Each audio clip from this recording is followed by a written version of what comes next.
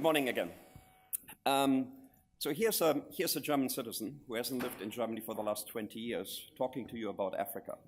Why is that relevant? Because for the first 10 years, I worked at Microsoft Seattle headquarters, and about 4 years ago, I made a vote of confidence and maybe also hope by moving myself and my family to South Africa, because I believe, and we believe, what's going on there is very encouraging.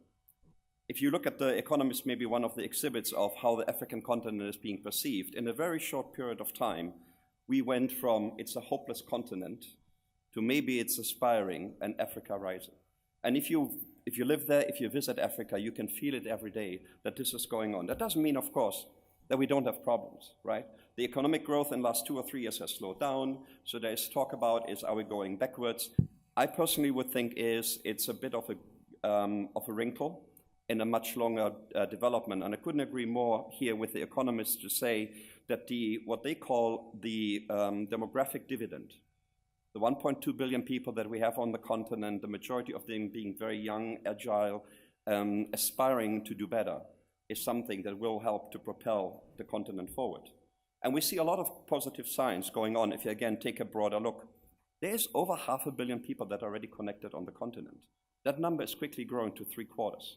And actually, Schmidt already pointed out that this is more not just feature phones, but smartphones as well. And if you look at some of the job creation that goes hand in hand with it, it's quite impressive. We will reach 1 billion mobile broadband subscription in a very short period of time, in the next about 3 to 4 years. So again, the acceleration is dramatic. And in fact, this is a point for us to show that we are leapfrogging where other nations have been. What's a landline? Why do you even need one? So let's forget about it. Let's go straight to mobile and live in a mobile world. And it's not only being mobile to be connected, but using it in a very effective way. I think most of you probably know what M-Pesa is, right? It's the mobile-based payment system in Kenya. What you might not know is globally, amongst all adults, about 2 or 3%, it has been estimated, of people living globally are using their mobile phone for payments. In Kenya, it's actually over 80%. In all of Africa, it's over 30%. And M-Pesa already has started to export their capability. Look at the other data there. And that number is already 2 years old. 44% of the Kenyan GDP is conducted versus a mobile payment system. It's not a fringe effect. It's something that is mainstream. By the way, M-Pesa is about a 10-year-old invention. So things are going on extremely, extremely fast.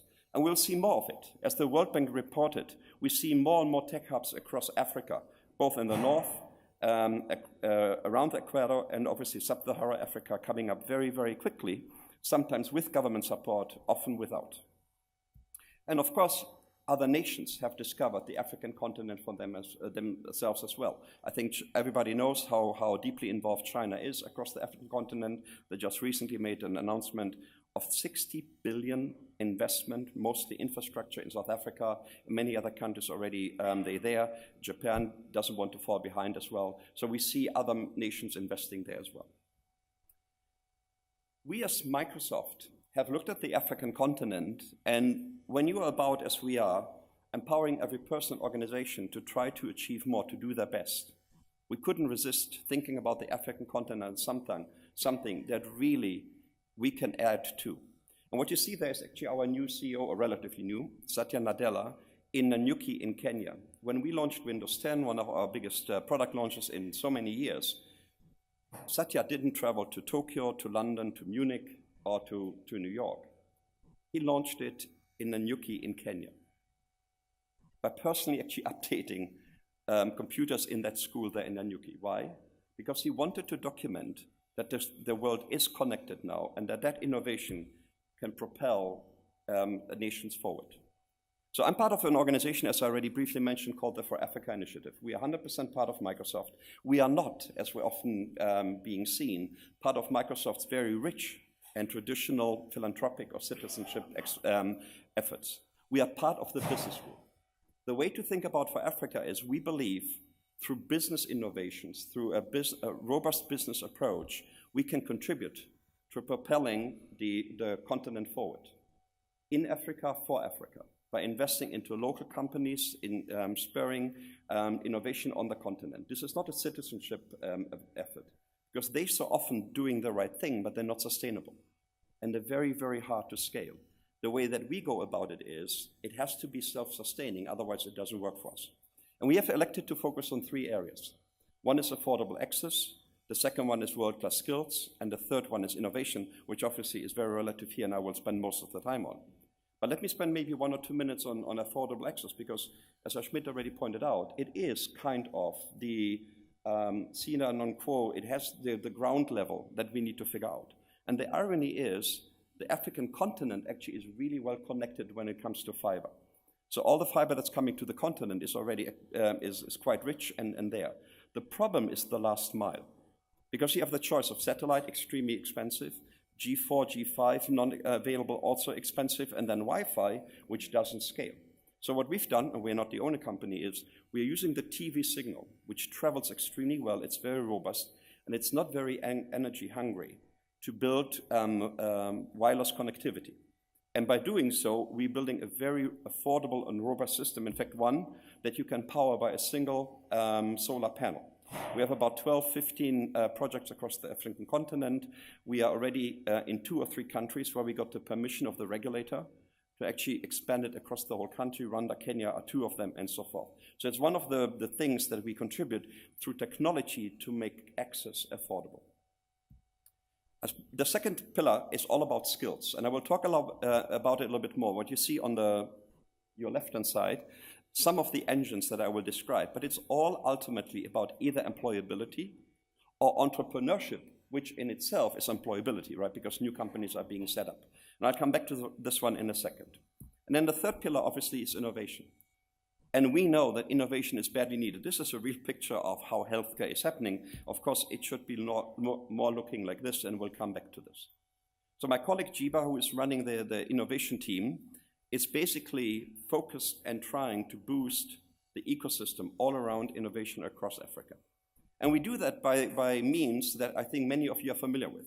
Of course, you need access to technology and often technical support. You need consulting when it comes to business models and so forth. You need access to talent. I'll come back to this one.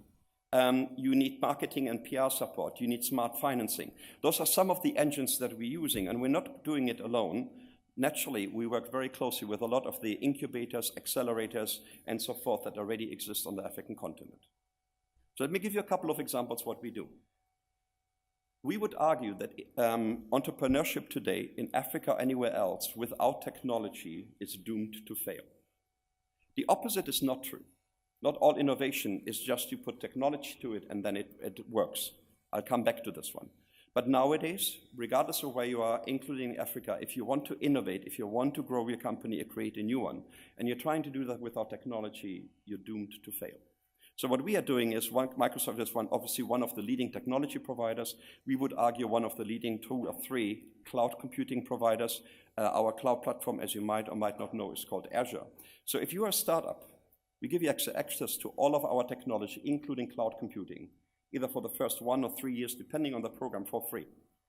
So that we take some of the objections away of how can I grow. And a lot of the African startups that we work with are actually benefiting from that BizSpark program that I'm showing you there. Once your program is up and running and is there, you need a marketplace.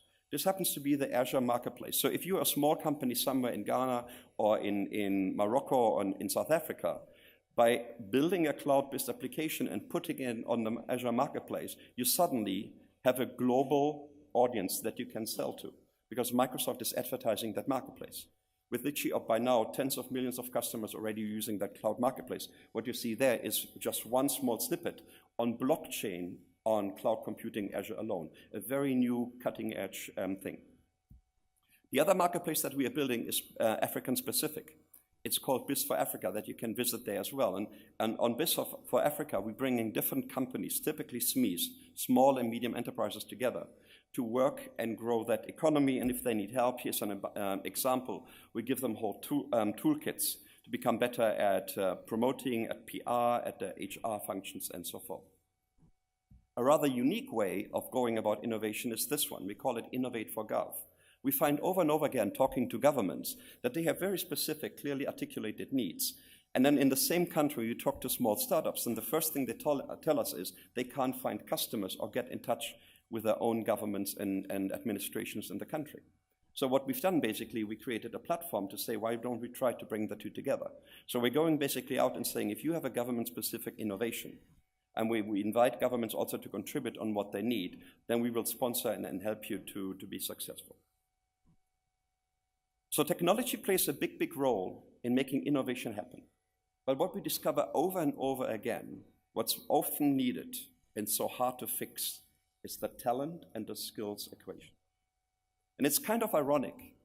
Depending on where you go in Africa, the official youth unemployment rates are typically 20% and higher. The unofficial, which are probably closer to the truth, are 40 to 50%, in some countries higher than that. So on the one hand side, you have desperate young people eager to put their talents to work. And at the same time, the first thing that companies tell you is we can't find the talent we need to either establish or grow our company. So here are a couple of things that we're trying to do to help with that talent shortage and that skills gap. This is our virtual academy. We're close to having 1 million Africans having taken training from it. And as you can see, it has a lot of different things, obviously very heavily in the technology field, but increasingly also non-technology. 2 examples on the other side, like digital marketing. We so much believe it is very important. We run our own digital multimedia studio in Johannesburg to create content, again, on the continent, for the continent. We created some 120 courses so far. I talked about the many young people that are out of work and the irony of the gap there. So we feel we can play a role to bridge that gap. We have a program that we called Interns for Africa. What we do is we're trying to find some of the best and brightest young people. Technology obviously helps to do that. And then we bring them in contact with our own partner ecosystem. Microsoft, as a technology company, has thousands and thousands of companies that we work with across the African continent who are either developers or ISVs or system integrators or OEMs or whatever the acronyms are. So what we do is actually relatively simple but very powerful. We go to our partners and say, last time we spoke, you told us you can't find the talent. Here we are, we'll bring you talent. So we basically use them to create apprenticeship or internships. We find the young people, we onboard and train them all virtually, by the way, and our partners now benefit from that kind of a talent pipeline that they have previously weren't able to get by themselves. We are into hundreds of those people already, and growing quickly. Our partners are very appreciative. And that program basically works in sales, marketing, and technical support. A similar program is this program, App Factory. The need for developers that really understand modern technology, that can do web development, mobile development, understand cloud computing as a backbone, is quickly growing. Finding those people is really, really hard in Africa, again, despite the high youth unemployment. So what we've done is we basically created a 6 to 12 month accelerator of developer skills. We call it the App Factory. And we are up to 12, 14 partners across the African continent. The last one that we just opened is not Ethiopia, but the pictures there is we opened our first App Factory at UNHCR refugee camp in Dzaleka, which is in Malawi. And now we are actually training refugees in a camp in Malawi on cutting-edge, leading technology skills when it comes to development. Those people then again will go to our customers and partners. They basically have almost a job guarantee as they go through it. And then the last and third example of a skills transfer is interesting as well. Some of the skills needed are very fundamental. They sit more at the leadership level. How do I change my company? How do I build a new enterprise in a digital economy, and you name it? Those kind of things are not just things that you can learn by going to a seminar and then you're basically done. So what we've done is we've taken our over 100,000 employees around the world, and we turned them into expert as volunteers. The program is called My Skills for Africa. And we have by now hundreds and hundreds of Microsoft employees typically spending a week or two somewhere on the African continent working with startups, companies, NGOs, and education systems, in really helping them to understand what that digital transformation means and how to be able to actually fit in and take advantage of the opportunities out there. When you talk to the people and you see some of the results there that are recipients of those volunteers, they can't stop telling you how appreciative they are. Because they don't get a hired gun someone that is paid for 6 hours of consulting, they get kind of a friend of the company for an extended period of time that lives with them, that works with them, and really helps them to transform. So do all those things make a difference? Let me give you a couple of examples. Here's one of the companies we worked with, Access Mobile. You've seen the pictures of the patient records. Those are real pictures. Both of them actually came from Access Mobile. So what Access Mobile is trying to do is to revolutionize and digitize both how patient records are being treated, but also the interactions between patients and the healthcare providers. It is a really hard problem to solve because technology is not everywhere. So they are one of the companies that have figured out how to use the smallest common denominator, which is a feature phone and SMS, to create a relationship between the patients and the care providers. They are up to about 1 million patient records, and they are only a 5-year-old company. They work in Uganda. They are Ugandan, Kenya, Tanzania, Nigeria, and recently Ghana as well. The other thing that's important, there's a lot of health providers that are not very trustworthy. So part of the program that they do is they verify health provider and make them discoverable. They're up to 4,000 verified providers in the system, and they aspire to add a lot more very soon. Different example, Africa 118. There are no yellow pages in Africa. Finding a supplier is really, really hard. Basically, it's word of mouth. And so 85% of mobile customers are saying is, I would like to find a plumber. I need a lawyer for this one or whatever, but they don't know where to go because there's no way to look it up. So basically, Africa 118 is trying to solve that problem. Bring buyers and small and medium business together, again, on the smallest possible denominator. And they are up, they are in Kenya, Uganda, Ethiopia. They have over 250,000 listings already. They aspire to get to 1 million as quickly as possible, and are an example of how they accelerate and help small and medium businesses to grow. By the way, in the meantime, they turned around also and do help for those businesses. They do their web pages and so forth. Third example, called NFriends. NFriends started off by trying to connect the unconnectable. And again, the closest or the lowest common denominator are feature phones. So SMS is basically what you can bet on, and then obviously we all hope that will go up very, very quickly. And so what NFriends started in Rwanda, also in 2010, has done is using that common denominator and cloud computing to bring customers and buyers together. And by now, in 5 years, they're so successful that they are up to 15 million participants. They are now on 3 continents. They are in banking, agriculture, health, government, and so forth. So again, showing it's a mobile, cloud-based society evolving, and if you know what you're doing, you can build businesses around it. Let me come to my fourth and last example for now, and if you're quite wondering whether the guy there smiling is Mr. Obama, yes, he is. So this is a company based in Kenya called M-Copper.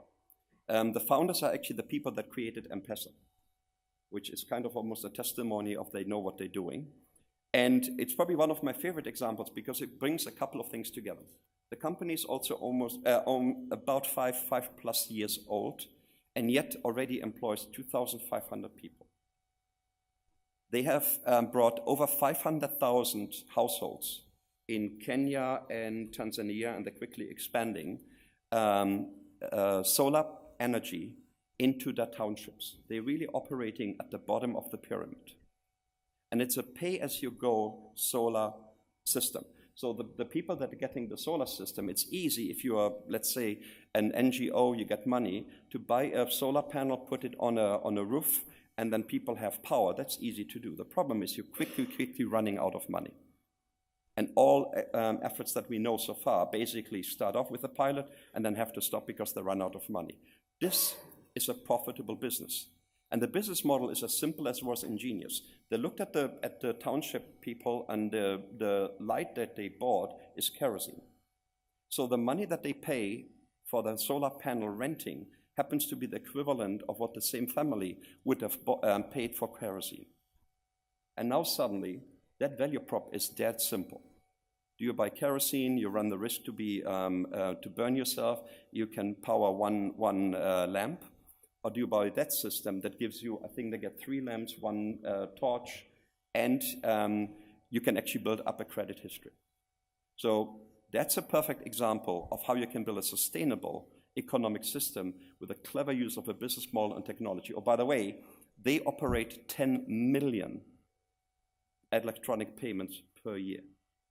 That also explains why this company, not the airline, not a government, not a bank, is the biggest Azure customer of Microsoft across all of Africa. A 5-plus-year-old startup in the clever use of technology to reinvent how electricity and energy is brought to families. So if some of that got you inspired and interested, here are a couple of links that you might want to start again. The first one is a free start point to our cloud computing. The second one is the link to the virtual academy that I talked about. The third one is a further extension of this one. And if you want to get in touch with us, either my email address that was on the front or Ask for Africa will bring us to my colleague Jiba that is responsible for innovation. Let me finish with that thought. We get very inspired. That's one of the things we always share with all of the young people and entrepreneurs that we talk about. If you really want to know where the future is going, the best way to get it done is invent it yourself. Thank you very much.